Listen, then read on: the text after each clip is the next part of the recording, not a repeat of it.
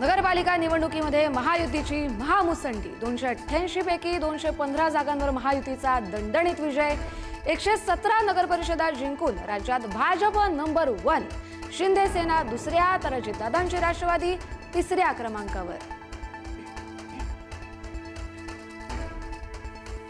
नगरपालिका निवडणुकीमध्ये महाविकास आघाडीची घसरगुंडी। राज्यात महाविकास आघाडी केवळ 50 जागांवर विजयी। ठाकरेंच्या सेनेचे 9 तर शरद पवारांच्या राष्ट्रवादीचे केवळ 7 नगराध्यक्ष। महाविकास आघाडीमध्ये काँग्रेस 37 जागांसह नंबर 1।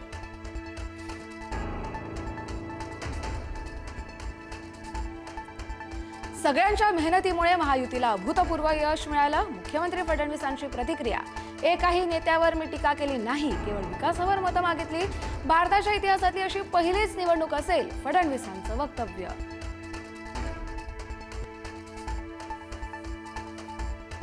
नगरपालिकांमधील यशानंतर उपमुख्यमंत्री शिंदेंचा शायरीतून ठाकरेंना टोला।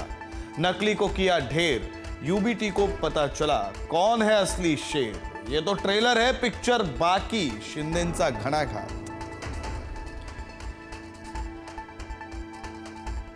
अजितदादांचं पुणे जिल्ह्यावर पुन्हा वर्चस्व कायम। पुणे जिल्ह्यात सर्वाधिक 17 पैकी 10 जागा दादांकडे। राष्ट्रवादीच्या विकासात्मक सर्वधर्म समभावाच्या भूमिकेवरती जनतेचा शिक्कामोर्तब। अजित पवार यांची प्रतिक्रिया।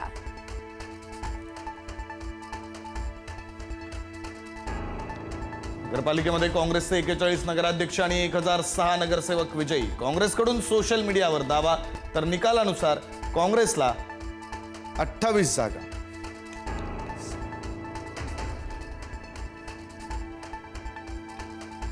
नगरपालिकांमधील यशाबद्दल पंतप्रधान मोदी आणि अमित शहांकडून महायुतीच्या नेत्यांचं अभिनंदन। महाराष्ट्राच्या विकासाच्या पाठीशी ठामपणे उभा, मोदींची प्रतिक्रिया।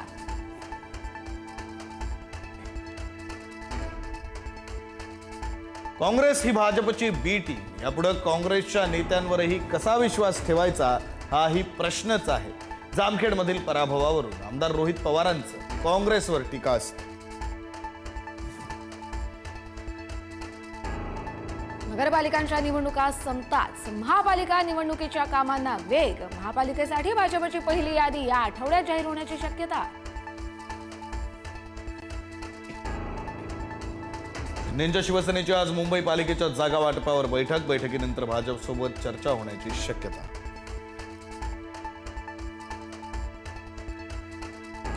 जेजुरीमध्ये विजयाचा भंडारा उधळल्यानंतर आगीचा भडका। 6 जण भाजले, 2 नवनिर्वाचित महिला नगरसेविका देखील भाजल्या। राज्यामध्ये 15 दिवसांपासून थंडीची लाट कायम। अहिल्यानगरमध्ये नीचांकी 6.5 अंश तापमानाची नोंद, तर पुण्यातील पारा 8.5 अंशांवर। थंडीच्या कडाक्याचा काही पिकांवर परिणाम। गुलमर्गमध्ये जोरदार बर्फवृष्टी। संपूर्ण डोंगराळ भाग पांढऱ्या शुभ्र बर्फाच्या चादरीनं झाकला। बर्फवृष्टीमुळे निसर्गाचं रूप अधिकच खुललं। विलोभनीय दृश्य पाहण्यासाठी पर्यटकांची गर्दी।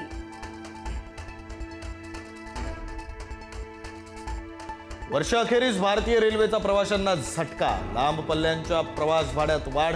एसी आणि एक्सप्रेसचं तिकीटही महागलं। 26 डिसेंबरपासून नवीन दर होणार लागू।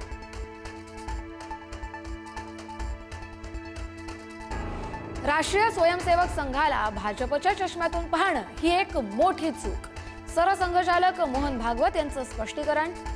संघाचा कोणताही राजकीय अजेंडा नसल्याचंही भागवतांनी केलं स्पष्ट।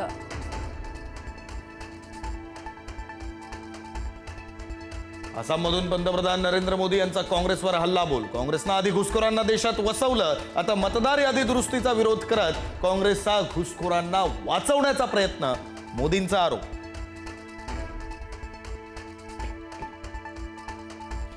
विकसित भारत जी रामजी विधेयकाचं कायद्यात रूपांतर। विधेयकावर राष्ट्रपती द्रौपदी मुर्मू यांनी केली स्वाक्षरी। आता 125 दिवसांच्या कामाची गॅरंटी मिळणार।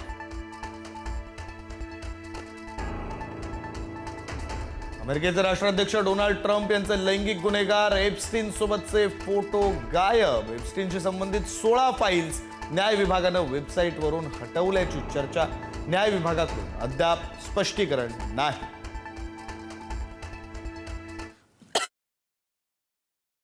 Thank you.